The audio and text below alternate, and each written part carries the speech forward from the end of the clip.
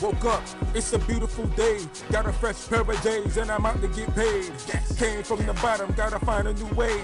And I think it's gonna start today. Hey, when life get crazy and shit be going wrong, I take the time out to put words. Aight, Swag Science is in the building. We back. First big fight of the year. First Swag Science prediction video for the new year 2015. So let's jump in this bitch. We got undefeated Deontay Wilder, Bomb Squad in the building, bunch of knockouts against pedestrian type competition. We finally get a chance to see him in the ring with a live opponent who's better than him, or at least supposed to be on his supposed level, and that's against Bermane Stiverne. And I think we're gonna have a decent little fight. I don't think it's gonna last long, but this is one of those fights where it's easy to come to a conclusion of who you're gonna predict to win the fight. If you're picking Wilder, it's because he's shown you something. Maybe you're impressed by all those knockouts of damn landscape workers and damn store clerks and librarians or whatever the fuck, you impressed by that shit. I mean, don't get me wrong, Wilder looks great. The form, the right hand, good snap on it. He'll throw body shots. He has a decent jab hook. He's athletic. And he has a good personality for the sport. You really want him to win because you feel like he'll elevate the sport. He's charismatic. Dude's a star. And I'm all for guys like that getting to the top and showing dudes that, they're serious. Hell, I'm a fan of Broner. Broner has that same thing about him. But Broner has kind of proven himself a little more than Wilder has. Now, Stiverne, solid, good opponent, good power, good skills, but this is the thing, he hasn't really wowed me either, but you gotta give him his props for, beating the guys that, were put in front of him, and, he's done that, and he's done a pretty good job of that. Ariola's a way better fighter than the people Wilder's been feasting on. So we don't know. The jury's out on Wilder, but everything's about to come to a conclusion this weekend. And I'll just be honest, I think Stiverne is gonna win by a brutal knockout. I think it's gonna come like maybe 2 or 3 rounds, shit, maybe the first round. I really don't see this fight going past 5 or 6 rounds, to be honest. I just don't think Wilder could take a real good shot. He has these toothpick, chopstick legs.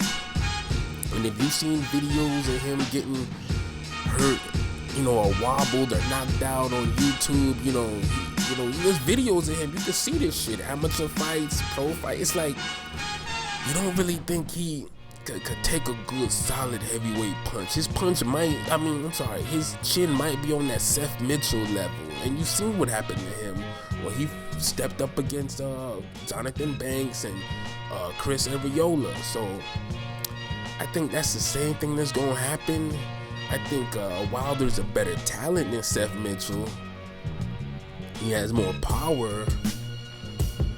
I think the skills is up there. I think the skills are better. He's more athletic, but at the end of the day, I think he was brought along slowly for a reason, But Stiverne is just the wrong type of guy for Wilder. But he also could be the right type of guy. I just want to provide a balanced look at this. When you look at Stiverne, you see a guy that likes to sit back and be composed, and he's nice and poised, and he lets you get off first, and he's looking to counter you with a big shot. He has a good pull counter right hand that he throws and lands.